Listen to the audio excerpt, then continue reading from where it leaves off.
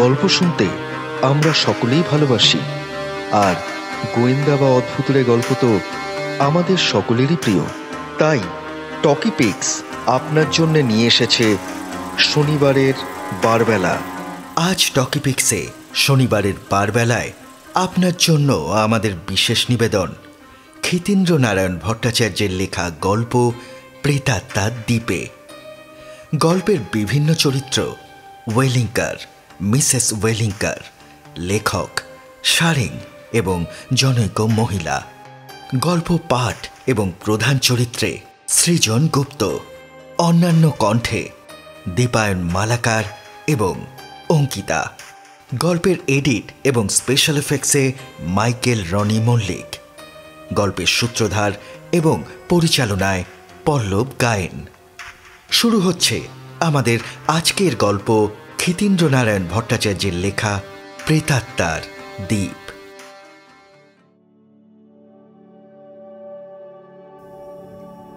পুরো নাম রুক্মিণীকান্ত ওয়েলিংকার, কিন্তু আমরা ওকে শেষেরটুকু ধরেই ডাকতাম।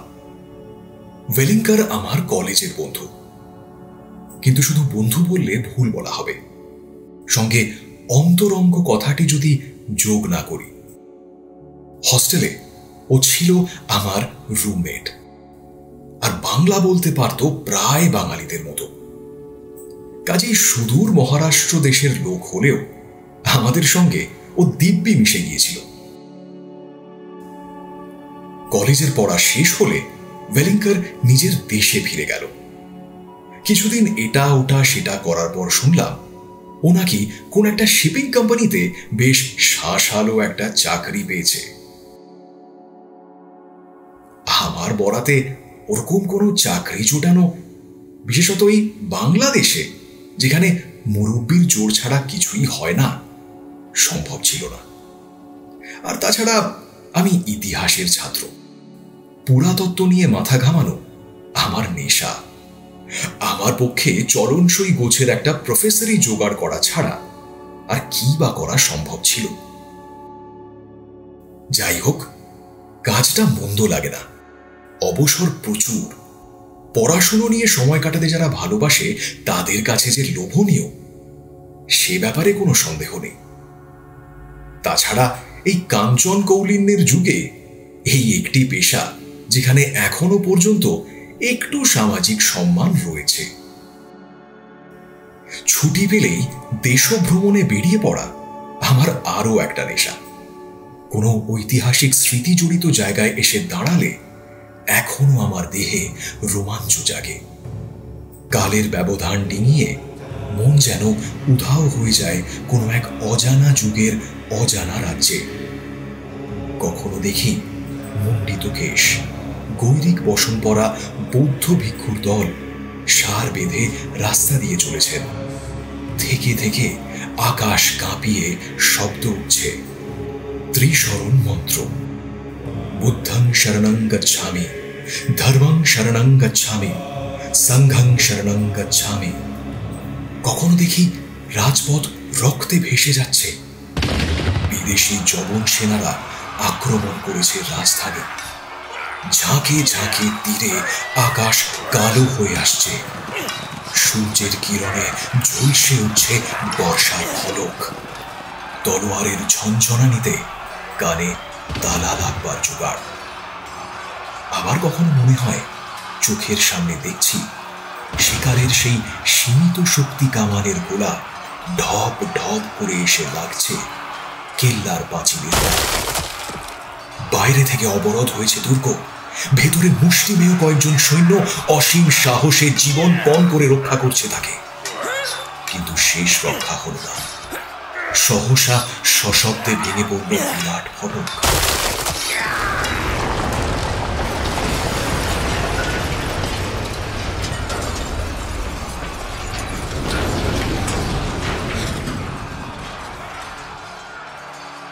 পিল পিল করে শত্রু সৈন্য ঢুকে পড়ল কেল্লার ভিতর, কিন্তু বন্দি করতে পারল না একজনকেও। বন্দি হওয়ার আগেই তারা সকলে প্রাণ বিসর্জন দিয়েছে। খাঁ খাঁ করছে সুবিশাল দুর্গ। অন্তঃপুরের মেয়েরা লাঞ্ছনা এড়াবার জন্য কেউ ঝাঁপ দিয়েছে কুয়োয়, কেউ বা ঝাঁপ দিয়েছে আগুনে। তারা জহর ব্রত পালন করেছে।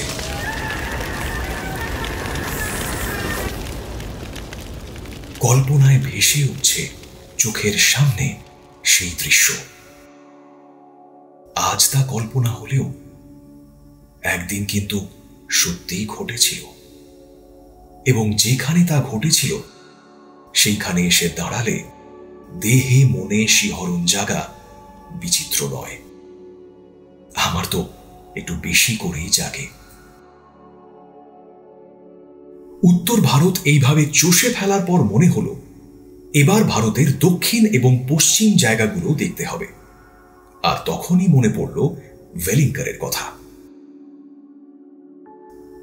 বহু বছর দেখা সাক্ষাৎ নেই, কিন্তু ওয়েলিংকারের চিঠিতে দেখলাম তার ক্ষীণ মাত্র আভাস নেই। লিখেছে, ছুটি হলেই প্রথম ট্রেনই রওনা হয়ে পড়। তার করলে আমি ভিটিতে মানে ভিক্টোরিয়া টার্মিনাস স্টেশনে হাজির থাকব, নয়তো সোজা ট্যাক্সি করে চলে আসবি ফ্লোরা ফাউন্টেনে। তার পাশেই মেরিনার্স ম্যানশন। 6 তলার ডান দিকের কোণে আমার ফ্ল্যাট।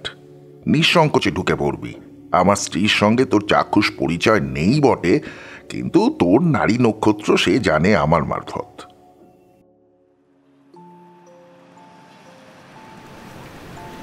বম্বে আমি এর আগে কখনো আসিনি।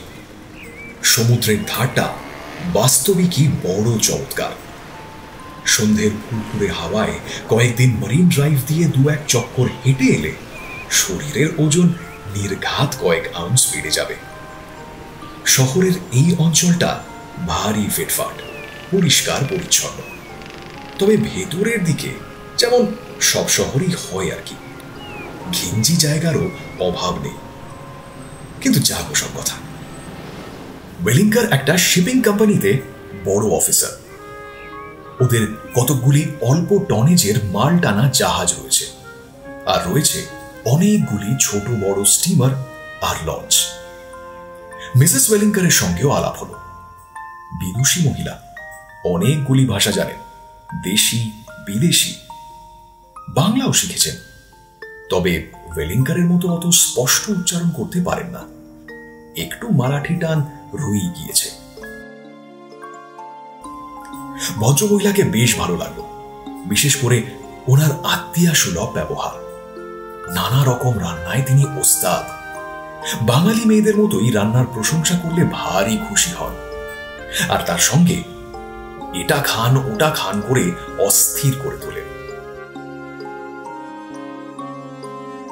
শহরের ভেতরটা দিন 2 ঘুরে দেখলাম। তারপর মিসেস ওয়েলিংকারি একদিন স্বামীকে বললেন, সুজিত বাবুকে ওসব কি দেখাচ্ছ? ওকে বরং এলিফ্যান্টায় নিয়ে চলো, সত্যি যেটা ওর ভালো লাগবে। আর কাল তো রবিবার, কালই বরং ব্যবস্থা করো, আমিও যাব, অনেক দিন দেখিনি।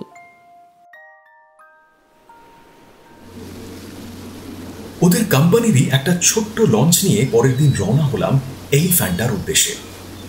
বম্বের লাগোয়া সমুদ্রে একদমই ঢেউ নেই, পুকুরের মতো নিস্তরঙ্গ।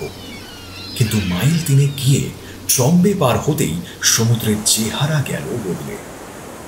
ঢেউগুলো ক্রমশ বড় হতে থাকলো। লঞ্চের দুলুনি শুরু হলো। মাথার ওপর সিগাল পাখির ঝাঁক, যা সমানে এতক্ষণ আমাদের সঙ্গী ছিল, তাও ক্রমে ক্রমে মিলিয়ে গেল। মাইল 6 যেতেই দূরে সমুদ্রের ভিতর একটা অস্পষ্ট দ্বীপের মতো দেখা গেল। ওয়েলিংকার জানালো ওটাই আমাদের গন্তব্যস্থল এলিফ্যান্টা কেভস। আমরা নামবার জন্য তৈরি হয়ে গেলাম। আমি আমার ক্যামেরা, বাইনোকুলার, নোটবুক আর গাইড বুক গুছিয়ে নিলাম। মিসেস ওয়েলিংকার তার টিফিন ক্যারিয়ার ও থার্মোফ্লাস্ক ঠিক আছে কিনা দেখে নিলেন। ওয়েলিংকার শুধু একবার এসে সেটা তুলে নিয়ে তার ওজনটা পরীক্ষা করে নিল, কারণ তার মতে এই সব সাইট সিইং ব্যাপারে টিফিন ক্যারিয়ারের ভূমিকাই সবচেয়ে গুরুত্বপূর্ণ।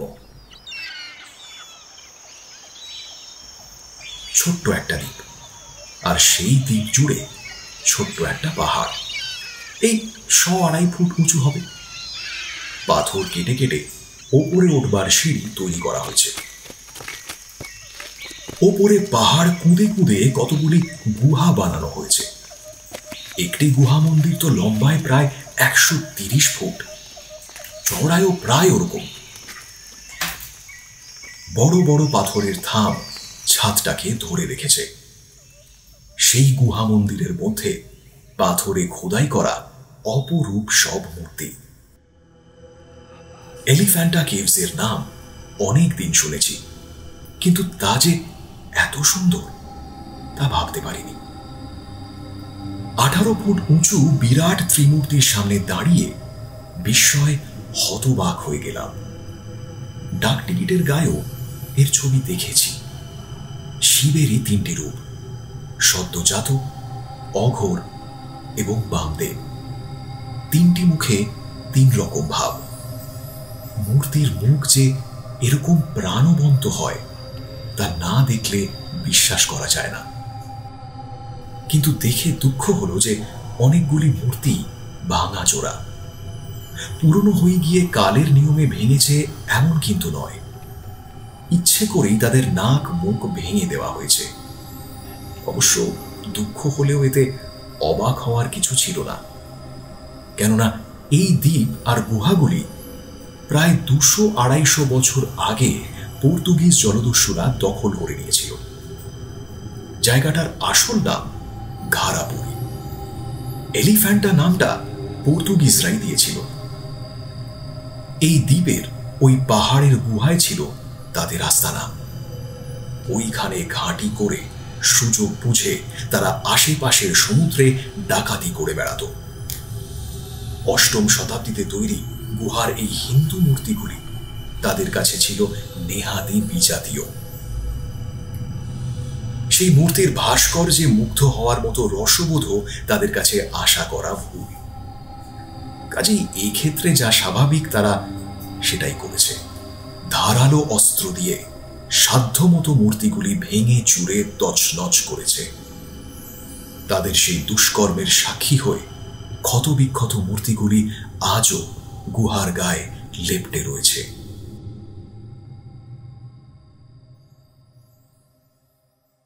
আমি চটপট কতগুলি ছবি এঁকে নিয়ে স্কেচবুকটা হাতে করে যখন বেরিয়ে এলাম, তখন মিসেস ওয়েলিংকার খাবারের ডিশ সাজিয়ে আমাদের জন্য অপেক্ষা করছেন এবং ওয়েলিংকার লুব্ধ প্রতীক্ষায় বসে আছে একটা পাথরের চাইয়ের ওপর। খুব হাওয়া দিচ্ছিল, সমুদ্রের হাওয়া। ভারী ভালো লাগছিল। ঘুরে ঘুরে দ্বীপের চারদিক দেখতে লাগলাম বাইনোকুলার দিয়ে।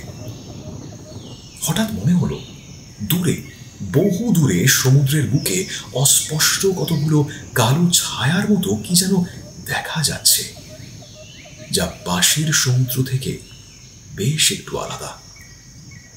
ওয়েলিংকার বলল, এই জায়গাটায় অনেক ডুবো পাথর আছে।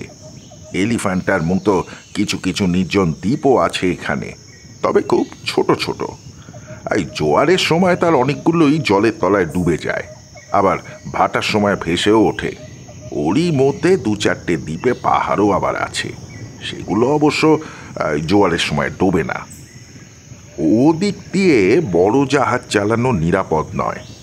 আমাদের কোম্পানির ছোট লঞ্চ নিয়ে আমি 2-4 বার ওপাশ দিয়ে গেছি, কিন্তু ওখানে কখনো নামিনি। নামা নিরাপদ কিনা জানি না। তাছাড়া ওখানে তো এমনিতেই কিছুই নেই, শুনেছি একেবারে জনমানবহীন পরিত্যক্ত দ্বীপ ওগুলো। এলিফ্যান্টা থেকে ফিরে এসে আমার কিন্তু মাথার মধ্যে একটা নতুন সন্দেহ উঁকি মারতে লাগলো।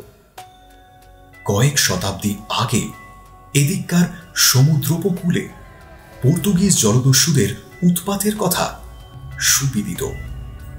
এলিফ্যান্টা দ্বীপের গুহাগুলি তারা দখল করে রেখেছিল। প্রত্নতত্ত্বের দিক দিয়ে ওই গুহা মন্দির আর তার অপরূপ মূর্তিগুলির জন্য এলিফ্যান্টার কথা আমরা সবাই জানতে পেরেছি। কিন্তু এলিফ্যান্টার ও ধারে আরো দূর সমুদ্রে যেসব ছোটখাটো দ্বীপ ছড়িয়ে ছিটিয়ে রয়েছে, ওয়েলিংকারের ভাষায় যেগুলো পরিত্যক্ত দ্বীপ, সেখানেও তো পর্তুগিজ দস্যুরা এক সময় তাদের আস্তানা গেড়ে থাকতে পারে। সেখানেও তো তাদের কোনো না কোনো চিহ্ন পড়ে থাকতে পারে। ইতিহাসের ছাত্র আমি, এই বিষয়ে আমার কৌতূহল থাকা ভীষণই স্বাভাবিক। ওয়েলিংকারকে বললাম কথাটা। ওয়েলিংকার আমার কথাটায় ততটা আমল না দিলেও তার স্ত্রী কিন্তু আমার সঙ্গে একমত হলেন। আর কিছু থাক বা না থাক, সুযোগ যখন রয়েছে একবার ডু মেরে আসতে দোষ কি? অগত্যা ওয়েলিংকার রাজি হলো। তাদেরই কোম্পানির একটা ছোট্ট লঞ্চ নিয়ে আবার আমরা একদিন ভোরবেলা সমুদ্রে ভাসলাম।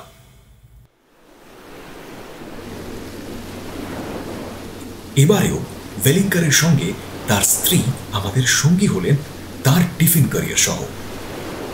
এলিফ্যান্টা পার হতেই সমুদ্রের ঢেউ একটু একটু করে বাড়তে লাগলো। আমাদের ছোট লঞ্চখানি মোচার খোলার মতো তাদের ওঠানামা করতে লাগলো। ওয়েলিংকারকেও একটু চিন্তিত মনে হলো, কিন্তু তার স্ত্রীর সাহস দেখলাম অনেক বেশি। টিফিন ক্যারিয়ার খুলে খান কয়েক শশার স্যান্ডউইচ এগিয়ে দিয়ে তিনি স্বামীকে নিরস্ত করার চেষ্টা করতে লাগলেন। ভীষণ সাবধানে ডুবো পাহাড় লক্ষ্য করে লঞ্চ এগিয়ে চলল। প্রথম দুটি দ্বীপ নিতান্তই ছোট, সেখানে নামা নিরর্থক, কিন্তু তৃতীয় দ্বীপটি দেখে আমরা হকচকিয়ে গেলাম। সেই দ্বীপটি লম্বায় প্রায় ৩০০ গজ, চওড়ায়ও তার কাছাকাছি। মাঝখানে একটা টিলার মতো উঠে গিয়েছে, সেটিও কম করে ২০০ ফুটের কম উঁচু হবে না, কিন্তু গাছপালা কোথাও নেই, একেবারে রুক্ষ পাথর দিয়ে গড়া। দ্বীপটি দেখে আমরা সবাই অবাক হলাম, কিন্তু বেশি অবাক হলো লঞ্চের সারেং আর ওয়েলিংকার নিচে। সে বলল, সে কি, বছর ২ আগেও তো আমি লঞ্চে করে এখান দিয়ে গেছি। এত বড় কোনো দ্বীপ বা পাহাড় তো চোখে পড়েনি। হঠাৎ জল থেকে মাথা তুললো নাকি? আমি বললাম, তা হতে পারে, হয়তো এটার বেশিরভাগ অংশই এতদিন জলের তলায় ডুবেছিল, হঠাৎ কোনো ভূমিকম্প টম্প হয়ে খানিকটা ঠেলে উঠেছে। এরকম তো কত শোনা যায়।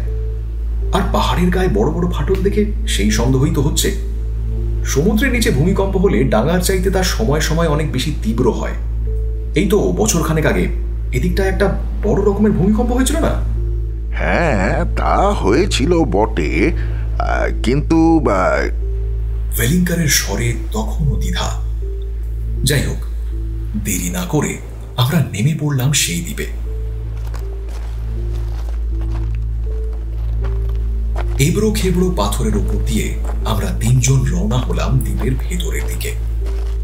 লঞ্চের সারেং আর খালাসিরা লঞ্চ নোঙর করে সেখানেই বিশ্রাম করতে লাগলো। একটু এগিয়েই পাহাড়। আমরা তার ঢালু গা বেয়ে উঠতে লাগলাম এবং যা চেয়েছিলাম ঠিক তাই পেয়ে গেলাম। সামনেই দেখা গেল একটা গুহার মুখ। জলের তলায় একদিন যে পাহাড় লুকিয়েছিল তার ভেতরেও তাহলে গুহা হয়? ওয়েলিংকার সবিস্ময়ে প্রশ্ন করল। কেন হবে না? পৃথিবীতে কত জায়গায় এরকম রয়েছে, কিন্তু এটা তো জলের তলায় নেই, এখন ঠেলে উপরে উঠেছে। কিন্তু আশ্চর্য এই যে তাতেও ধসে পড়েনি। ভেতরটা দেখবেন না? মিসেস ওয়েলিংকার সাগ্রহে প্রশ্ন করলেন। তারই কৌতূহল মনে হলো সবচেয়ে বেশি। নিশ্চয়ই, ওই তো একবার ভরসা করেই তো এসেছি বলে আমি এগিয়ে গেলাম। গুহার মুখটা অনেকটা সরু সুড়ঙ্গের মতো।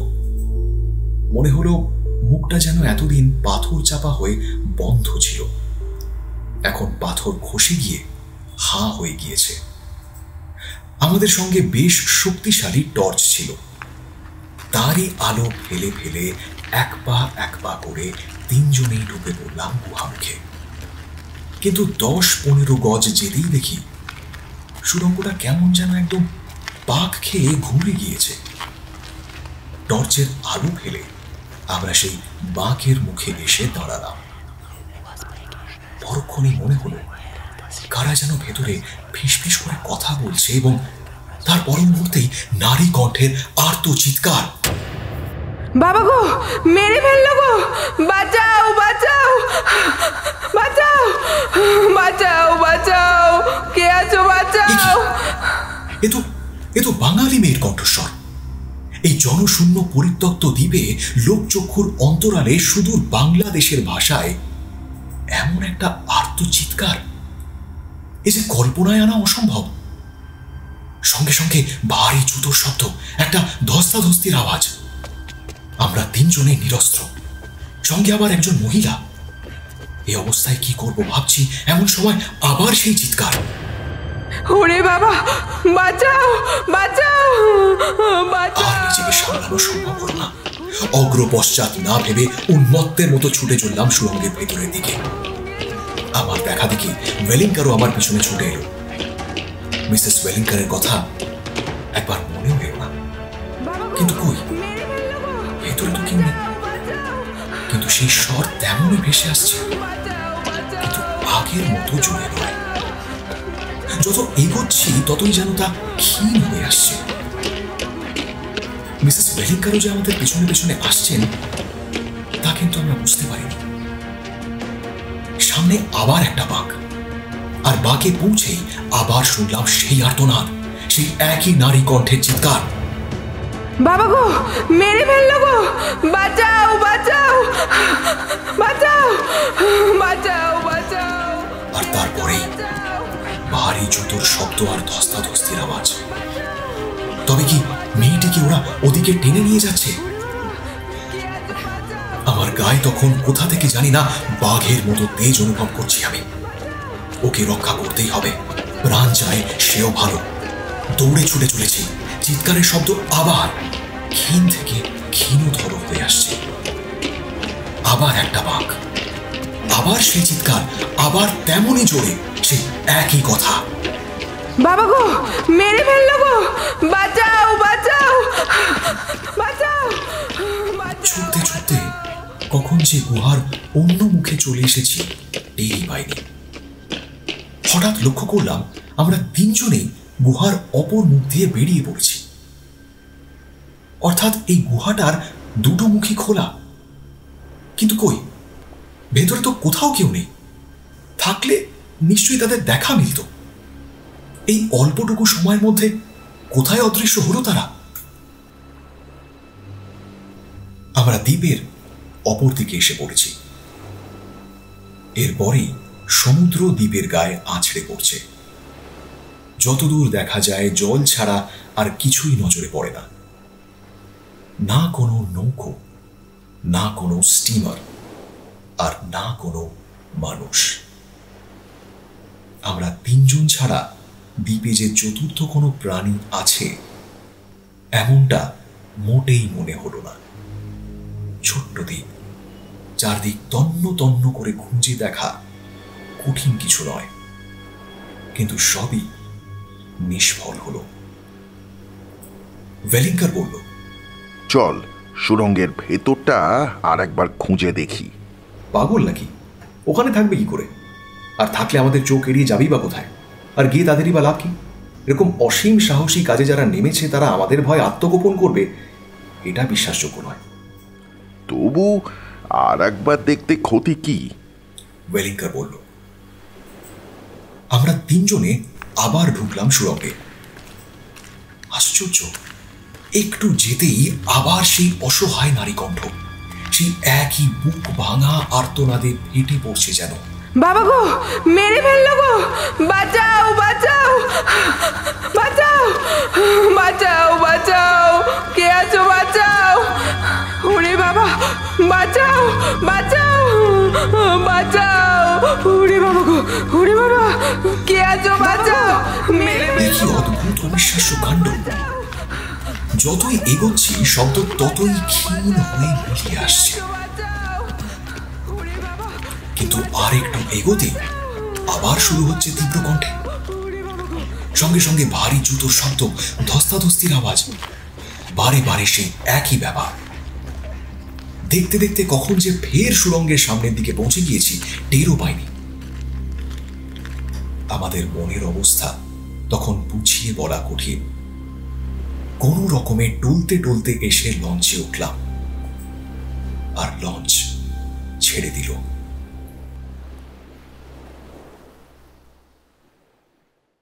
বম্বেতে নেমেই ওয়েলিংকার পুলিশের বড় কর্তার কাছে সমস্ত ঘটনা জানিয়ে ফোন করল। সেই ভদ্রলোক তো প্রথমটা পাগল মনে করে ওকে উড়িয়েই দিচ্ছিলেন, কিন্তু তাদেরই মধ্যে একজন ছিলেন ওয়েলিংকারের বিশেষ পরিচিত। সমস্ত কিছু শুনে তিনি খুবই বিচলিত হয়ে পড়লেন। বললেন অচিরেই এই বিষয়ে অনুসন্ধান করবেন। সন্ধ্যার দিকে খবর নিয়ে জানা গেল সত্যি ভদ্রলোক এক সশস্ত্র পুলিশ বাহিনী নিয়ে ওই দ্বীপে হানা দিয়েছিলেন, এবং ওদের অভিজ্ঞতাও ঠিক আমাদেরই মতো। সেই আর্তচিৎকার তারাও সমানে শুনেছে, কিন্তু কোনো জনমানবের ছায়াটিও খুঁজে পাননি। এই রহস্যজনক ঘটনা ফলাও করে স্থানীয় সমস্ত খবরের কাগজে প্রকাশিত হয়েছিল। সে সময় যারা বম্বেতে ছিলেন তারা নিশ্চয়ই তা দেখে থাকবেন। উৎসাহী ব্যক্তিরা সরেজমিনে পরীক্ষা করতে গিয়ে ওই একই অভিজ্ঞতা নিয়ে ফিরে এলেন। ব্যাপারটা যে ভৌতিক কাণ্ড ছাড়া কিছু হতে পারে না, এ বিষয়ে অতি বড় অবিশ্বাসীরও সায় না দিয়ে থাকার উপায় রইল না। দেখতে দেখতে দ্বীপটির নামকরণ হয়ে গেল প্রেতাত্মার দ্বীপ বা ঘোস্ট আইল্যান্ড। যে সমস্ত জেলেরা মাছ ধরার জন্য ওদিকটায় যাতায়াত করত তারা ওদিকে যাওয়া ছেড়ে দিল। এমনকি শেষটায় এলিফ্যান্টা কেভসেও যাত্রীর সংখ্যা কমতে শুরু করল। প্রেতাত্মার দ্বীপ যে ওখান থেকে খুব একটা দূরে নয়, এই তথ্যটা কাগজওয়ালারা ফলাও করে জানিয়েও দিয়েছিল।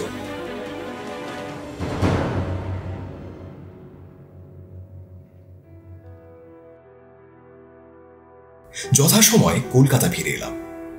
প্রেতাত্মার দ্বীপের কথা ধীরে ধীরে মন থেকে মুছে আসছিল। এমন সময় খবর পেলাম বম্বেতে সায়েন্স কংগ্রেসের অধিবেশন বসেছে। নানা দেশ থেকে বিদগ্ধ বিজ্ঞানীরা আসছেন তাতে যোগ দিতে। আমাদের কলেজের কয়েকজন বিজ্ঞানের অধ্যাপকও যাওয়ার জন্য তৈরি হচ্ছিলেন। বিজ্ঞানী না হয়েও আমি তাদের সঙ্গী হলাম। মনে মনে একটা ক্ষীণ দুরাশা ছিল যে বিজ্ঞানীদের দিয়ে প্রেতাত্মার দ্বীপের রহস্য উদ্ঘাটন করা যায় কিনা। ওয়েলিংকারকেও এ বিষয়ে আলাপ আলোচনা করার জন্য লিখে দিলাম। বিজ্ঞান কংগ্রেস শেষ হল। এবার বিদেশি বিজ্ঞানীগণের এদিক ওদিক ঘুরে বেড়াবার পালা। এই মস্ত সুযোগ। ওয়েলিংকারকে দিয়ে কর্তাদের কাছে আর্জি পেশ করলাম। স্থানীয় পুলিশ এই ভৌতিক ব্যাপার নিয়ে অযথা আর মাথা ঘামাতে ইচ্ছুক ছিল না, কিন্তু ওয়েলিংকারের বন্ধু সেই পুলিশ অফিসারটির চেষ্টায় তারাও শেষ পর্যন্ত বিজ্ঞানীদের এই বিষয়ে একটু অনুসন্ধান করবার অনুরোধ জানাল। নিজেরাও যথাসাধ্য সাহায্যের প্রতিশ্রুতি দিল। অবশেষে বিজ্ঞানীদের ছোট্ট একটি দল স্টিমারে করে এসে নামলেন সেই দ্বীপে। বলা বাহুল্য, তাদের প্রথম দিনের অভিজ্ঞতা হয়েছিল আমাদের অভিজ্ঞতার হুবহু অনুরূপ। এমনকি বিজ্ঞানী হলেও তাদের মধ্যে কেউ কেউ দস্তুর মতো ভয় পেয়ে আর উন্মুখ হতে রাজি হননি। কিন্তু ওদেরই মধ্যে ছিলেন কয়েকজন নাছোড়বান্দা তরুণ বিজ্ঞানী। বম্বে ফিরে এসে তারা নিজেদের মধ্যে নানা সলা পরামর্শ করে কতগুলি আধুনিক বৈজ্ঞানিক যন্ত্রপাতি নিয়ে আবার একদিন হাজির হলেন ওই রহস্যময় দ্বীপে। ওইখানেই তাঁবু খাটিয়ে শুরু হলো নানা রকম পরীক্ষা নিরীক্ষা। শেষে একদিন রহস্যের সমাধানও করে ফেললেন তারা। কিভাবে তারা পরীক্ষা চালিয়েছিলেন তা আমার মতো একজন অবৈজ্ঞানিক ইতিহাসের অধ্যাপকের পক্ষে বলা কঠিন। তবে তাদের রিপোর্ট আমি খুঁটিয়ে খুঁটিয়ে পড়েছিলাম, এবং তা থেকে আমি যতটুকু বুঝতে পেরেছি তা এখানে তুলে দিচ্ছি। ওইরকম একটি ঘটনা সত্যি ওখানে ঘটেছিল, তবে আজ নয়, 250 বছর আগে। দিল্লিতে মুঘল সাম্রাজ্য তখন ভেঙে পড়ছে। সুযোগ বুঝে দেশের নানা ছোট ছোট জায়গায় রাজা আর জমিদার জায়গিরদাররা মাথা তুলে দাঁড়াবার চেষ্টা করছে। এদিকে ইউরোপ থেকে ফিরিঙ্গি বণিকের দল ব্যবসায় নাম করে এদেশে এসে আস্তানা গেড়েছে। এই ফিরিঙ্গিদের মধ্যে কিছু পর্তুগিজও ছিল। বাণিজ্যের নাম করে এলেও পেশায় এরা ছিল জলদস্যু। জলযুদ্ধে এরা ছিল অসম্ভব কুশলী। তাই বেছে বেছে সমুদ্রের উপকূলগুলোই ওরা আস্তানা হিসেবে বেছে নেয়। বম্বে শহর তখনও ঠিক মতো গড়ে ওঠেনি, তাই অতি সহজেই ওরা ওর আশেপাশের ছোট ছোট দ্বীপগুলিতে এসে আস্তানা গাড়ে এবং সেখান থেকেই তাদের ডাকাতি চালিয়ে যায়। ব্যবসা বলতে এদের অনেকেই বুঝত দাস ব্যবসা, অর্থাৎ এদেশ থেকে নিরীহ পুরুষ এবং মেয়ে মানুষ ধরে নিয়ে গিয়ে তাদের অন্যান্য দেশে কৃতদাসী হিসেবে বিক্রি করে দেওয়া। আরব প্রভৃতি কতগুলি দেশে এইসব ভারতীয় কৃতদাসীর খুবই চাহিদা ছিল। ওরাও এইভাবে মানুষ বিক্রি করে তাদের সঙ্গে ফলাও কারবার চালাত। এদের বলা হতো বোম্বেটে, কেউ কেউ বলতো হারবাদ। লোক ধরবার জন্য এরা ভারতের উপকূলের বহু রাজ্যে হানা দিত। বাংলাদেশেও এদের অত্যাচার একসময় চরমে উঠেছিল। বাংলাদেশ থেকে যে কত নিরীহ মেয়ে পুরুষকে ওরা ধরে নিয়ে গেছে তার ঠিক নেই। এই মানুষেরাই ছিল ওদের তথাকথিত ব্যবসার পণ্য। গরু ভেড়ার মতোই এরা এদের নিয়ে কেনা বেচা করত। বিদেশে পাঠাবার আগে অনেক সময় এইসব দ্বীপে ওরা বন্দীদেরকে এনে জড়ো করত। তারপর সুযোগ বুঝে জাহাজে করে দূর দেশে চালান করে দিত। ওই সময়কারী একটি ঘটনা আশ্চর্যভাবে গাঁথা হয়ে গিয়েছে ওই গুহার মধ্যে। এই পর্যন্ত ইতিহাসের কথা, বাকিটুকু বিজ্ঞানের। প্রেতাত্মার দ্বীপের ওই যে গুহা বা সুড়ঙ্গ, ওর গড়নটা ছিল ভারী অদ্ভুত। যদিও প্রকৃতির অদ্ভুত খেয়ালেই হয়তো এমনটা হয়েছিল। সুড়ঙ্গটা সোজা নয়, খানিক দূরে গিয়ে বাঁক নিয়েছে, একেবারে যাকে বলে পাক খাওয়া মোচড় দেওয়া বাঁক। কিন্তু শেষ পর্যন্ত এসে শেষ হয়েছে উল্টো দিকে, দুমুখী খোলা। তাই গুহা না বলে সুড়ঙ্গ বললেই ঠিক হয়। বিজ্ঞানীরা সুড়ঙ্গর পাথর পরীক্ষা করে দেখেছেন পাথরগুলি খুবই মসৃণ জাতের পাথর, অনেকটা স্লেটের মতো মসৃণ। আবার ওই পাথরেরই মাঝে মাঝে, বিশেষ করে যেসব জায়গায় সুড়ঙ্গ মোচড় খেয়ে বাঁক নিয়েছে, সেখানে রয়েছে কতগুলো ভাস্কোসাইট, ভারী দুষ্প্রাপ্য পাথর। এই ভাস্কোসাইট দেখতে অনেকটা অভ্র বা কাঁচের মতো স্বচ্ছ। এর কারণ আর কিছুই নয়, ওর মধ্যে খাঁটি স্ফটিকের অংশ খুবই বেশি। এই ভাস্কোসাইটের একটা গুণ হচ্ছে এটা একাধারে অনেকটা আয়না আর অ্যাম্প্লিফায়ারের মতো কাজ করে। অর্থাৎ ওর উপর ঠুম করে একটা আওয়াজ করলে সে আওয়াজ শুধু ঠিকরে ফিরেই আসে না, সঙ্গে সঙ্গে আরো জোরালো হয়ে যায়। এখন শব্দের নিয়ম হচ্ছে কোনো বন্ধ জায়গায় বাধা পেলে সে আবার ঠিকরে ফিরে আসে, অনেকটা আয়নার ওপর আলো পড়লে যেমনটা হয়। শব্দ তো বাতাসের কাঁপুনি ছাড়া আর কিছু নয়। শব্দের এই ঠিকরে ফিরে আসাকে আমরা বলি প্রতিধ্বনি। মসৃণ জায়গায় পড়লে এই প্রতিধ্বনি খুবই স্পষ্ট হয়। এই সুড়ঙ্গের মধ্যেও তাই হয়েছে। সুড়ঙ্গের একদিকে কেউ কথা বলাতে সেই শব্দ তরঙ্গ বাইরে বেরিয়ে যাওয়ার সুবিধা না পেয়ে একবার ঠিকরে ফিরে এসেছে, আবার উল্টো দিকে বাধা পেয়ে ফের অমনিভাবে ঠিকরে গেছে। ক্যারম খেলায় খুব জোরে স্ট্রাইকারে আঘাত করলে যেরকম বারে বারে তার রিবাউন্ড হয়ে ফিরে আসে, অনেকটা সেই রকম। সুড়ঙ্গের মাঝে মাঝেই প্রবল বাঁক থাকায় শব্দের এই ঠিকরে চলা ব্যাপারটা সহজে শেষ হয়নি, ক্রমাগত তার পুনরাবৃত্তি ঘটেছে। অবশ্য প্রতিধ্বনির নিয়ম, প্রতিবারই তার তেজ একটু স্তিমিত হয়ে যায় এবং এইভাবে ধীরে ধীরে ক্ষীণ হতে হতে একসময় মিলিয়ে যায়।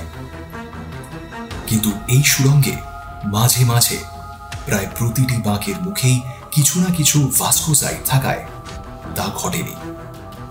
যতবার শব্দ ক্ষীণ হয়ে এসেছে ততবারই ওই বিশেষ পাথরে বাধা পেয়ে সেটা আবার তেজিয়ান হয়ে উঠেছে অ্যাম্প্লিফায়ার বসালে যেমনটা হয়।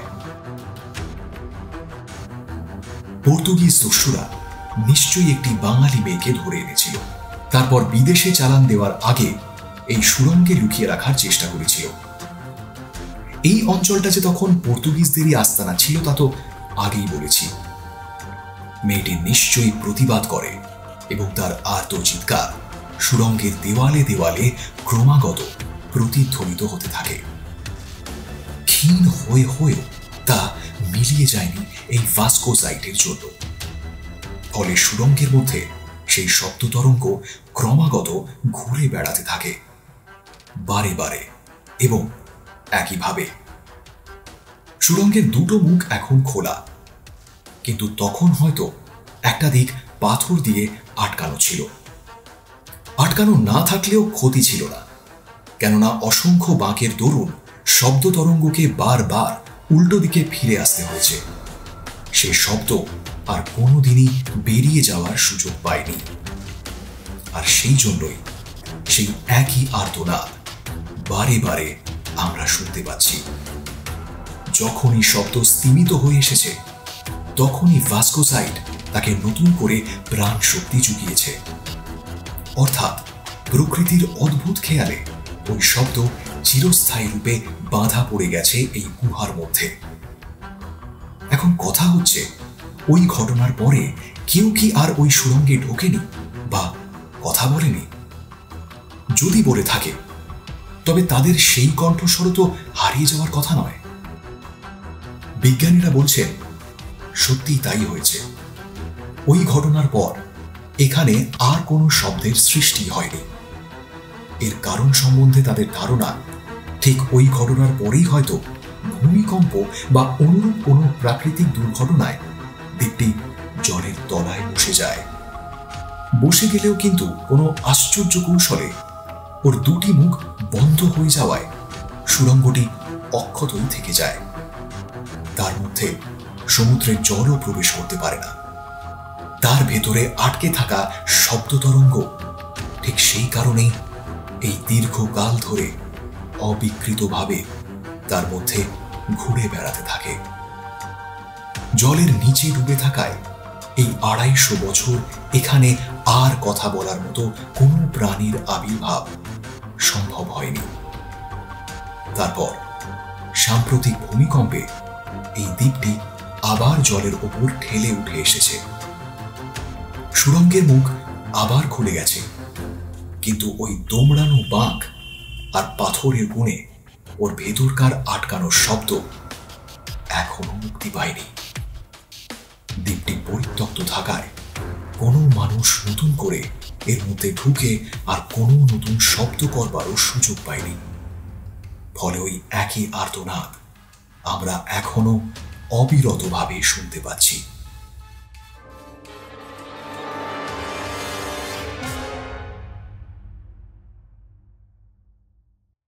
রিপোর্টটি পড়ার পর আমি অবাক হলেও অবিশ্বাস করতে পারিনি। প্রতিধ্বনি নিয়ে এরকম অদ্ভুত ঘটনার কথা আরো দু একবার বইয়ে পড়েছি বটে, কিন্তু এই ঘটনাটির সঙ্গে সেগুলির কোনো তুলনা হয় না। প্রকৃতিকে যে কেন খেয়ালি বলা হয়, এবার তার কারণ স্পষ্ট বুঝতে পারলাম।